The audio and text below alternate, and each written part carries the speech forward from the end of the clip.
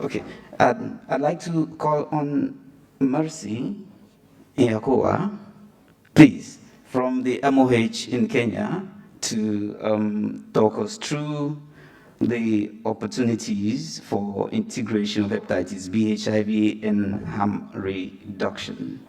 Okay, you're welcome.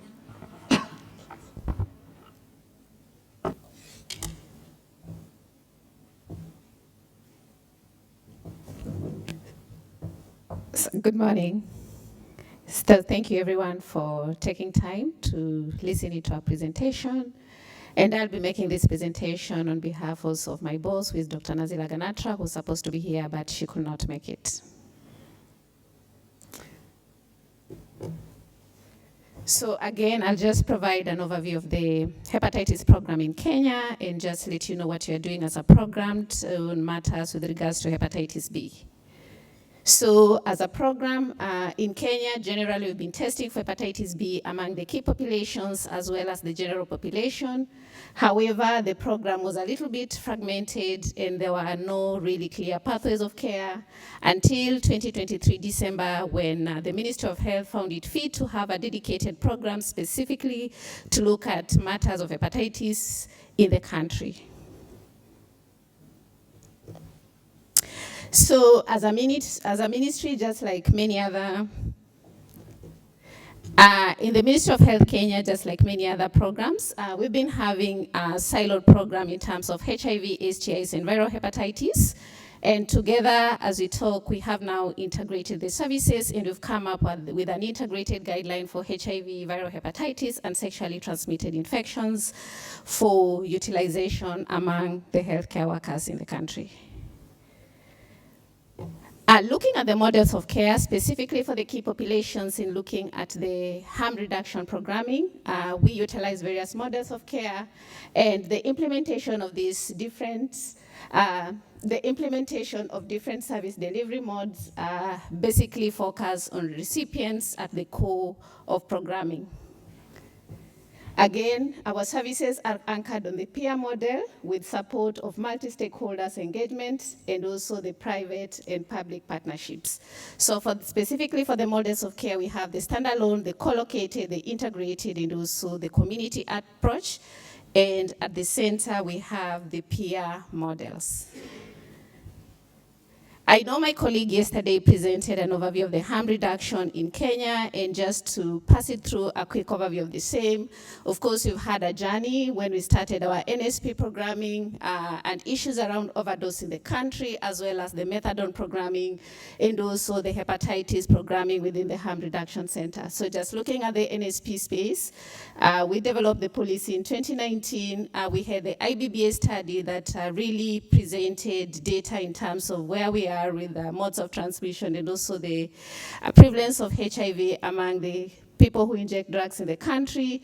And we came up with the guidelines in 2018 as well as in 2012. And also last year we conducted an IBBS to just give us a prevalence of HIV as well as hepatitis among the people who inject drugs. And moving forward for hepatitis specifically, in 2016 we integrated hepatitis C testing within the harm reduction space. And 2022, we also integrated hepatitis B within the harm reduction space, just with support from NASCOP, of course, under the leadership of TLC IDU study, which is being supported by Montefiore University College. Looking at hepatitis B diagnostic testing and linkage algorithm, we are currently adopting the 2024 WHO testing algorithm, whereby we are using, in terms of initiating people on treatment, we are basing on the 3 tracks as opposed to the 4 tracks. And one of the first track is looking at the issues around the non-invasive tests using the APRI scores and the FIFO scores. Then the second track is looking at the DNA for both the general and also the pregnant women. For the general, using the 2,000 cutoff, and for the pregnant women using the 200,000 cutoff. And also in the absence of the DNA, we are ensuring that maternal prophylaxis is available to the pregnant women when they test surface antigen positive. And for the final track, we're using the co-infection and the comorbidities. However, even as we talk about having all the tools available, all the policy documents available, we still acknowledge that even if the health services exist, there could be potential that the same does not apply to utilization of the same, specifically when we talk about the people who inject drugs, who often face multiple barriers that are not necessarily that are mostly necessarily structural related barriers in terms of stigmatization that hinder them from accessing care. So what has been the major facilitators to ensure that we're able to test for hepatitis B in the country is the fact that there has been high-level policy maker involvement, whereby the MOH is taking lead into this. Also, we have ensured that we try to utilize the client-centered and not disease-centered models of care. We have also ensured that we are task sharing, and we ensure that community are also to deliver some of these services, where the trained PA navigators, community health workers, and harm reduction outreach staff are able to deliver testing, linkage, and also adherence support. We have tried our level-based to also decentralize care within drop-in centers, within the mobile clinics, and also to just ensure that people are reached where they are. And we've differentiated service delivery models and adopting just different service delivery models to ensure that people are reached where they are. And just removing the policy and financial barriers to ensure that we reduce out-of-pocket costs through pool procurement and also government subsidies, so that most of the people who inject drugs, they don't have to pay for the services when it comes to hepatitis testing and linkage to treatment. When we talk about integrating hepatitis B services within the harm reduction setting, we noted there are quite a lot of convergence opportunities. And why integration matters within this space in the harm reduction setting is the fact that there are shared risks and overlapping risks within these populations, from the mode of transmission as well as where their services are provided. And also just integrating screening and treatment allows one-stop shop for this population. We acknowledge that there already existing infrastructures within these facilities that we can leverage on even in providing hepatitis B-related services.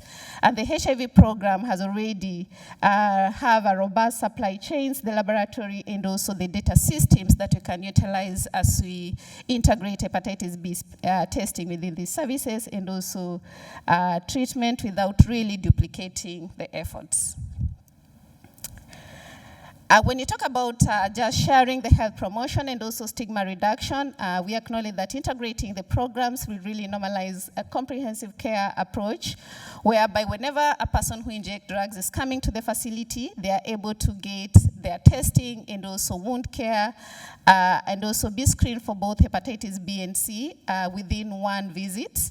And the fact that there's a community trust that is already built within the harm reduction space really enables the clients to be engaged within the system. For economic efficiency, we are talking in terms of integrated procurement and training will actually reduce in terms of unit cost, and also joint monitoring frameworks, e.g. the shared indicator across HIV, hepatitis B, and hepatitis C, improved data that you can use for accountability. The pyramid just highlights the areas of convergence, even as we integrate hepatitis B and HIV and hepatitis C, and the areas of convergence relates to the supplies and equipment, whereby when you talk about the ARVs, we note that, as Wendy has already outlined, the TDF can be used also within the hepatitis B.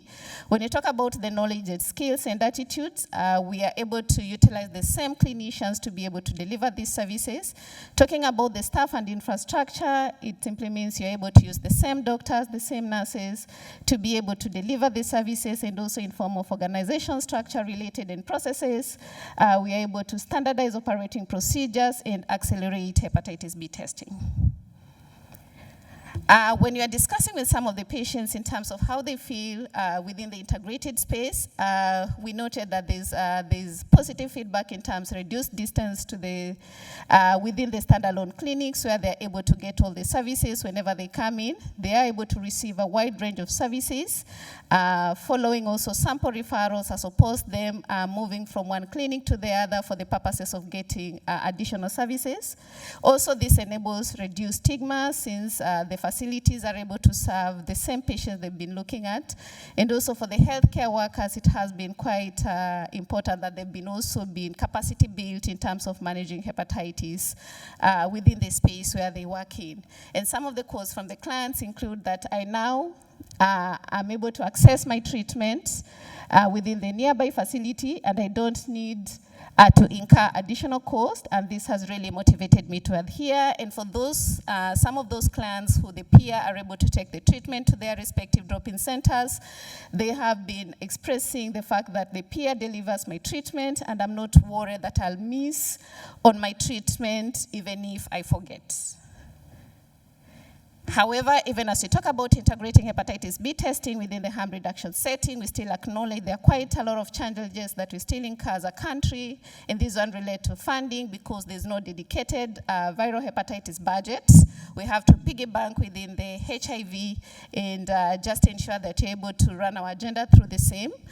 And there are additional costs that are related to out-of-pocket, specifically for the complicated cases, because there are standardized line items in terms of the budget, there are limited point-of-care testing platforms, and also follow-up challenges specifically for active drug users. For the ongoing, we are trying to work on the optimal and the most cost-effective service delivery model to promote scale-up hepatitis B testing, care, and treatment in the country, and we shall be happy to present the same based on our finding.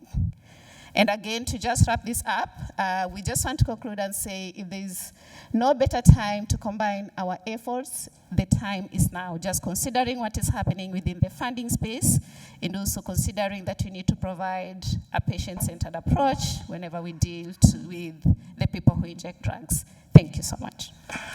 Thank you very much, Mercy. Please do take your seat. We appreciate this insights in integration of HIV, hepatitis, and harm reduction.